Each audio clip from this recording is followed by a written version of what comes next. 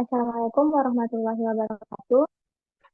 Perkenalan kami dari kelompok 6 akan menjelaskan materi tentang manusia sebagai makhluk ibadah. Adapun anggota kelompok kami terdiri dari saya sendiri sebagai moderator, nama kita Nur Azizah dengan NIM akhir 1047.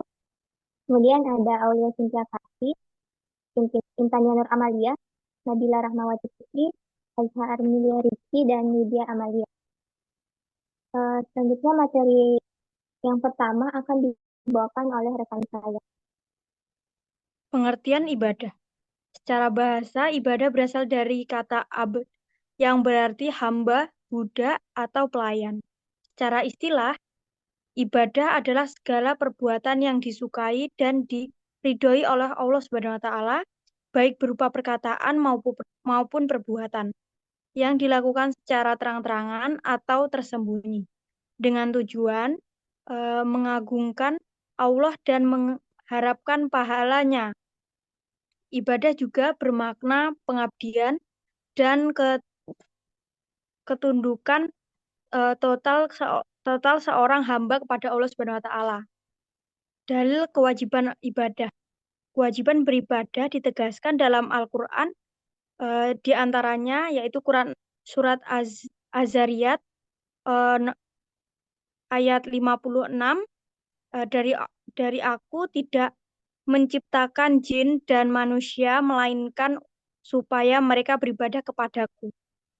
Kemudian Quran surah Al-Baqarah ayat 21, wahai manusia, sembahlah Tuhanmu yang telah menciptakan kamu dan orang-orang yang sebelum kamu sebelum kamu agar kamu bertakwa. Kemudian yang terakhir yaitu Quran surat Al-Bayyin ayat 5, padahal mereka tidak disuruh kecuali supaya mereka padahal mereka tidak disuruh kecuali supaya menyembah Allah dengan memurnikan ketaatan kepadanya dalam menjalankan agama yang lurus. Baik, selanjutnya ada prinsip-prinsip ibadah dalam Islam. Yang pertama ada ikhlas. Ibadah harus dilakukan dengan niat yang tulus hanya untuk Allah, bukan untuk pamer atau tujuan duniawi. Mengikuti tuntunan syariat. Ibadah harus sesuai dengan tuntunan Al-Quran dan Sunnah. Amalan yang tidak ada tuntutannya akan tertolak sebagaimana sabda Nabi Muhammad Shallallahu Alaihi Wasallam yang berbunyi, barang siapa melakukan suatu amal perbuatan yang tidak ada tuntutan dari kami, maka amal perbuatan itu tertolak. Hadis riwayat Muslim. Selanjutnya ada tidak menyekutukan Allah. Hanya Allah yang berhak disembah dan syirik. Menyekutukan Allah adalah dosa besar yang tidak diampuni jika tidak berbuat. Selanjutnya ada keseimbangan rohani dan jasmani. Ibadah tidak hanya ritual spiritual, tetapi juga mencakup aspek kehidupan sehari-hari seperti bekerja, belajar, dan berinteraksi sosial. Selanjutnya ada kemudahan dan tidak memberatkan. Allah menghendaki kemudahan dalam beribadah, bukan kesulitan. Al-Quran Surat Al-Baqarah ayat 185. Selanjutnya ada pembagian ibadah dalam Islam. Jenis ibadah yang pertama ada ibadah mahdoh, ibadah yang tata cara terdapat di antara secara rinci dalam syariat. Contohnya sholat, puasa, zakat, dan haji. Ibadah ghairu mahdoh, ibadah yang tidak dianjurkan secara rinci, lebih bersifat sesuai dan manusiawi seperti sekolah, menolong sesama, bekerja dengan niat ibadah. Tujuan dan hikmah ibadah yang pertama ada mendekatkan diri kepada Allah dan memperkuat hubungan spiritual. Yang kedua ada membentuk pribadi yang taat, disiplin, dan bertanggung jawab. Yang ketiga ada menjadi sarana syukur atas nikmat Allah dan referensi penghambat sejati. Yang keempat ada mencapai kebahagiaan duniawi dan akhirat melalui ridha Allah. Selanjutnya dilanjutkan dengan rekan saya. Baik, materi selanjutnya itu konsep 3 in 1 yang terdiri dari iman, ilmu, dan amal.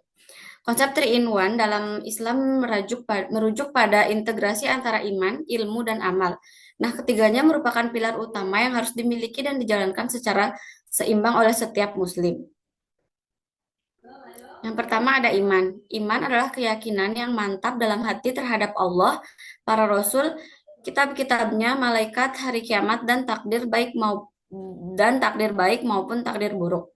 Iman menjadi fondasi moral dan spiritual yang membimbing perilaku dan sikap seseorang muslim dalam kehidupan sehari-hari. Nah, contoh iman dalam kehidupan sehari-hari itu beribadah secara rutin, seperti sholat 5 waktu. Yang kedua, bersikap jujur dan adil. Yang ketiga, menolong sesama manusia. Dan yang keempat, tidak putus asa saat menghadapi musibah. Yang kedua, ada ilmu. Ilmu adalah pengetahuan yang sistematik, baik yang bersifat duniawi maupun ukhrawi.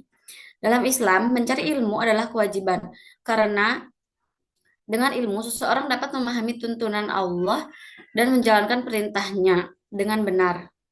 Ilmu menjadi sarana untuk memperkuat iman dan membimbing amal kita. Nah, yang ketiga ada amal.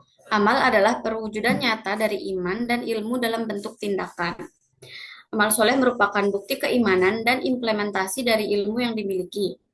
Amal meliputi ibadah, berbuat baik kepada sesama, serta menjalani kehidupan sesuai nilai-nilai Islam. Materi selanjutnya akan dijelaskan oleh teman saya. Baik, di sini saya akan menjelaskan tentang hubungan dan integrasi antara iman, ilmu, dan amal. Yang pertama, iman tanpa ilmu dan amal tidak sempurna, karena keyakinan harus didasari pengetahuan dan diwujudkan dalam tindakan nyata. Contohnya itu, kita sholat harus mengamalkan ilmu yang ada dan harus didasari pengetahuan. Yang selanjutnya ada ilmu tanpa iman bisa menyesatkan, karena ilmu yang tidak dilandasi iman dapat digunakan untuk hal yang tidak bermanfaat atau bahkan merusak. Yang selanjutnya ada amal tanpa iman dan ilmu. Tidak tidak bernilai di sisi Allah, karena amal harus didasari niat yang benar, yaitu iman, dan cara yang benar, yaitu ilmu. Selanjutnya ada dalil Al-Quran dan hadis. Yang dimana yang pertama ada Quran surah Al-Mujadalah ayat 11. Yang dimana niscaya Allah akan mengangkat derajat orang-orang yang diantaramu dan orang-orang yang diberi ilmu beberapa derajat. Allah Maha teliti apa yang kamu kerjakan. Selanjutnya ada surah Al-Isra ayat 36, yaitu dimana dan janganlah kamu mengikuti apa yang kamu tidak mempunyai pengetahuan tentangnya. Selanjutnya ada hadis Nabi SAW yang dimana barang siapa menempuh suatu jalan untuk mencari ilmu, Allah akan memudahkan jalannya menuju surga. Hadis riwayat Muslim. Menurut hadis riwayat Ibnu Majah, yaitu ilmu yang tidak diikuti oleh amal adalah sebuah buah yang tidak memiliki rasa. Selanjutnya ada contoh implementasi iman, ilmu, dan amal. Yang pertama ada seorang muslim meyakini bahwa sholat sebagai kewajiban, yaitu implementasinya sebagai iman. Lalu mempelajari tata cara sholat yang benar, yaitu ilmu, dan lalu melaksanakan sholat dengan khusyuk, yaitu amal. Sekian dari saya, akan dilanjutkan oleh rekan saya. Nah, selanjutnya kita akan membahas tentang ibadah mahdah. Nah, ibadah mahdah adalah segala bentuk amalan yang pelaksanaannya termasuk syarat, rukun, dan tata caranya telah ditetapkan secara khusus oleh Al-Quran dan hadis. Ibadah ini merupakan bentuk penghambaan murni dari seorang hamba kepada Allah Subhanahu wa Ta'ala yang tidak boleh diubah atau ditambah-tambah menurut akal atau logika manusia. Semua ketentuannya bersifat baku dan hanya dapat diketahui melalui wahyu, bukan hasil budaya atau pemikiran manusia. Manusia hanya berkewajiban untuk melaksanakan sesuai dengan tuntunan yang telah diajarkan tanpa menambahkan ataupun mengurangi. Oleh karena itu, nilai dari ibadah ini terletak pada ketaatan dan kepatuhan seorang hamba dalam menjalankan perintahnya. Nah, dalil dari ibadah mahdah ini terdapat pada Al-Quran surah Az-Zariyat ayat 56 yang artinya, Aku tidak menciptakan jin dan manusia melainkan agar mereka beribadah kepadaku. Dan terdapat juga pada hadis Nabi Muhammad SAW yang artinya, salatlah kalian sebagaimana kalian melihat aku salat. Hadis riwayat Bukhari. Nah, adapun ciri-ciri dari ibadah mahya, yang pertama itu bersumber dari wahyu, yaitu Al-Quran dan hadis, bukan akal atau budaya manusia. Ibadah mahya sepenuhnya ditetapkan berdasarkan petunjuk dari Allah Subhanahu wa taala melalui Al-Qur'an dan hadis Rasulullah Shallallahu alaihi wasallam, yang artinya bentuk dan tata caranya tidak berasal dari pemikiran manusia, kebiasaan masyarakat ataupun budaya lokal. Manusia tidak diberi kebebasan untuk menentukan bentuk ibadah ini karena Allah sendirilah yang menetapkannya. Yang kedua, tata cara, syarat dan rukunnya sudah ditetapkan secara rinci. Dalam ibadah mahdoh, semua aspek pelaksanaannya telah diatur dengan detail oleh syariat Islam, mulai dari syarat sahnya ibadah, rukun-rukunnya, waktu pelaksanaan, hingga cara pelaksanaannya. Kemudian ada bersifat vertikal, yaitu hubungan langsung antara hamba dengan Allah Subhanahu wa Ta'ala. Ibadah mahdoh berfokus pada hubungan spiritual langsung antara seorang hamba dan Tuhannya, tanpa melibatkan aspek sosial secara langsung. Misalnya itu ketika kita sholat adalah bentuk komunikasi kita sebagai seorang muslim dengan Allah Subhanahu wa taala tanpa campur tangan orang lain meskipun dilakukan secara berjamaah. Lalu tidak boleh diubah, ditambah ataupun dikurangi. Karena ibadah mahdoh ini bersifat tauqifi, maka manusia tidak boleh membuat inovasi atau perubahan di dalamnya.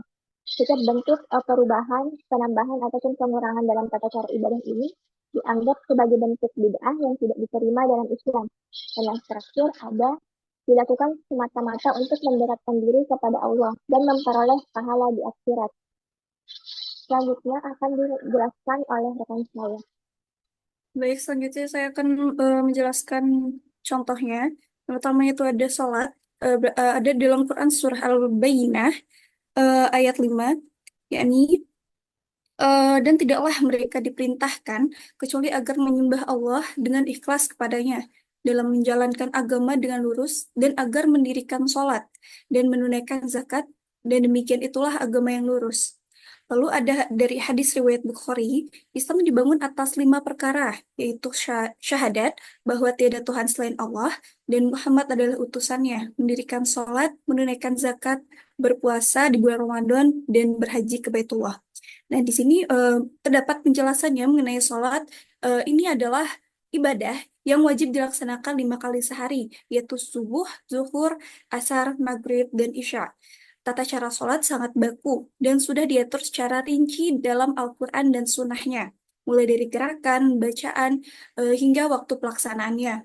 Sholat ini merupakan kewajiban utama bagi setiap muslim yang sudah baligh dan mampu. Lalu yang kedua yaitu puasa di bulan Ramadan. Terdapat dalam Quran surah Al-Baqarah ayat 183. Yakni, wahai orang-orang yang beriman, diwajibkan atas kamu berpuasa sebagaimana diwajibkan atas orang-orang sebelum kamu agar kamu bertakwa. Nah, di sini puasa adalah kita yang menahan diri dari makan, minum, dan segala hal yang membatalkan puasa mulai dari fajar hingga maghrib. Ini ada kewajiban bagi setiap muslim yang sudah memberikan manfaat atau ketakwaan kepada Allah Subhanahu wa taala. Terdapat dalam Al-Bayyinah ayat 5, dan tidaklah mereka diperintahkan kecuali agar menyembah Allah dengan ikhlas kepadanya dalam menjalankan agama yang lurus dan agar mendirikan sholat dan menunaikan zakat. Sama seperti dalil yang pertama, zakat ini diwajibkan mengeluarkan sebagian harta bagi mereka yang memenuhi syarat tertentu, misalnya mencapai nisab, diberikan kepada yang berhak. Diberikan kepada berhak yang menerimanya seperti fakir miskin. Zakat berfungsi untuk membersihkan harta dan membantu meringankan beban-beban orang yang membutuhkan. Lalu yang keempat itu haji. Terdapat dalam dalil Quran surah Al-Imran ayat 93. Padanya terdapat tanda-tanda yang nyata, yaitu tempat berdirinya Ibrahim, dan barang siapa yang masuk ke dalamnya atau Ka'bah, dia akan merasa aman, dan wajib bagi manusia untuk menunaikan haji ke Baitullah, itu bagi siapa yang mampu mengadakan perjalanan ke sana. Nah, Di sini haji adalah ibadah yang dilakukan sekali seumur hidup bagi muslim yang sudah memenuhi syarat-syarat tertentu, yaitu mampu secara fisik, finansial, dan memiliki izin untuk bepergian. Haji dilakukan di Mekah pada waktu tertentu dan menjadi simbol kesatuan umat muslim serta penghambaan kepada Allah Subhanahu wa taala. Lalu yang kelima yakni membaca Al-Qur'an. Terdapat pada hadis Nabi, barang siapa yang membaca satu huruf dari kitab Allah, maka baginya satu kebaikan dan setiap kebaikan akan dilipat gandakan menjadi 10 kali lipat. Nah, di sini membaca Al-Quran adalah ibadah yang sangat dianjurkan dalam Islam. Setiap huruf yang dibaca akan dapat pahala dan banyak hadis yang menjelaskan keutamaan membaca Al-Quran. Tata cara membaca Al-Quran ini juga diatur dalam syariat, seperti cara melafalkan huruf-huruf Arab dengan benar, atau yang sering disebut tartil, dan merenungkan makna dari bacaan yang telah dibaca tersebut. Lalu yang terakhir itu ada zikir, terdapat dalam Quran Surah Al-Ahzab ayat 41. Wahai orang-orang yang beriman, ingatlah kepada Allah dengan zikir yang sebanyak-banyaknya. Nah, zikir adalah kegiatan Allah menyebutkan nama-namanya pun hati. Banyak cara yang semuanya bertujuan untuk mendekatkan diri kepada Allah dan memperoleh ketenangan hati. Allah juga berjanji akan memberikan pahala bagi orang-orang yang banyak berzikir. Lalu sebelumnya saya akan menjelaskan mengenai prinsip-prinsip ibadah mahdoh. Yang pertama itu harus ada dalil perintah dari Al-Quran atau Sunnah. Ibadah mahdoh hanya bisa dilakukan jika ada perintah atau petunjuk yang jelas dari Al-Quran atau hadis Nabi Muhammad SAW. Sebagai contoh, sholat, puasa, zakat, dan haji. Nah, semuanya itu memiliki dalil yang terang, baik dari Al-Quran maupun Sunnah. Lalu yang kedua itu tidak boleh ditetapkan atau diubah berdasarkan akal atau logika. Nah, ibadah mahdoh tidak bisa disesuaikan atau diubah hanya dengan mempertimbangkan akal manusia saja. Walaupun akal manusia penting dalam memahami dan melaksanakan ibadah, hukum ibadah dalam Islam sudah ditentukan oleh wahyu, dan manusia tidak dapat mengubah ketetapan tersebut berdasarkan pertimbangan pribadi. Lalu yang terakhir itu ada orientasi utamanya adalah manfaat di akhirat dan di akhirat bukan di dunia. Nah, fokus utama dari ibadah mahdoh adalah untuk mendapatkan keridhaan Allah dan pahala di akhirat. Meskipun ibadah tersebut mungkin membawa manfaat di dunia seperti kedamaian batin atau perbaikan moral, tujuan akhirnya akan tetap pada ukhrawi atau kehidupan setelah mati. Selanjutnya saya akan serahkan kepada moderator. Manusia dalam pandangan Islam diciptakan sebagai makhluk ibadah, yang berarti seluruh aspek kehidupannya diarahkan untuk beribadah kepada Allah Subhanahu wa taala. Ibadah dalam Islam tidak terbatas pada ritual seperti sholat dan puasa yang termasuk ibadah mahdoh, tetapi juga mencakup aktivitas sosial dan kehidupan sehari-hari yang termasuk sebagai ibadah ghairu mahdoh, selama dilakukan dengan niat yang benar dan sesuai syariat. Itulah presentasi materi dari kami selaku kelompok 6. Mohon maaf atas segala kekurangannya.